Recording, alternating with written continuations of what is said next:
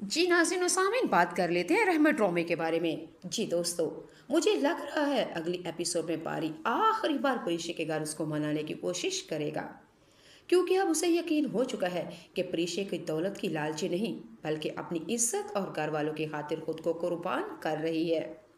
अगले एपिसोड में आप लोग ये भी देखेंगे कि दूसरी तरफ बारी के बाप का गुस्सा ज्यादा हो जाएगा, क्योंकि उसको लगता है कि उस गरीब जाहल अनपढ़ लड़की के खातिर मेरा बेटा मेरे आगे दीवार बन के खड़ा हो चुका है।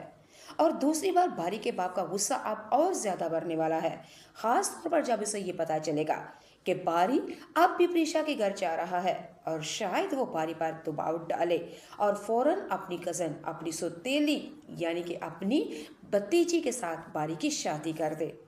लेकिन असल में कहानी में ट्विस्ट तो तब आएगा जब नासिर सामिन, मुझे लग रहा है कि मीनाल अब पहली बार अपने बाबा के खिलाफ खड़ी होगी, क्योंकि वो जानती है कि अनाया इसके घर में वो आई तो घर को तबाह बर्बाद कर देगी।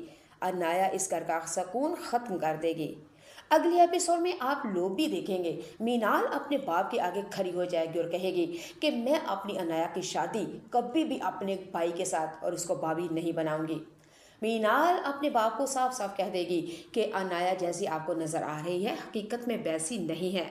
अगर घर को तोड़ना है, बेसुकून करना है या बर्बाद करना है तो ठीक है, जाएं और जाके अनाया को ब्याह के ले आएं, बहू बना लें अपनी और बारी की बीवी बना लें। मीनाल अपने बाप से ये भी कहेगी कि बाबा आपको बता रही हूँ, आपके बेटे का सुकून अनाया में नहीं बल्कि प्रीशे में है। आपका बेटा प्रीशे से मोहब्बत करता है, जबकि आप अपनी दौलत से और अनाया की दौलत से मोहब्बत करते हैं। आप अपने बेटे से मोहब्बत नहीं करते। नाज़रीन सामीन, कहानी के अंदर ट्विस्ट तो तब आएगा और मुझे ऐसा लग रहा है कि प्रीशे के चेहरे के ऊपर जो परेशानी और जो आंसू दिखाए गए हैं ना अगली एपिसोड की प्रिडिक्शन में, पता चल रहा है कि प्रीशे के ऊपर कोई ना कोई तूफान, कोई आफत आने वाली है। और ये भी हो सकता है कि प्रीशे की सौतेली माँ इस दफ़ा कोई ऐसी गलतफहमी कर दे कि उस घर के तबाह बर्बाद कर दे। नाज़रीन सामीन, अब पर आप लोग ये भी देखें कि क्या बारी की मोहब्बत प्रीशे के लिए जीत जाएगी। आखिर क्या वजह है कि प्रीशे अब उस बारी की मोहब्बत को बार बार रिजेक्ट क्यों कर रही है।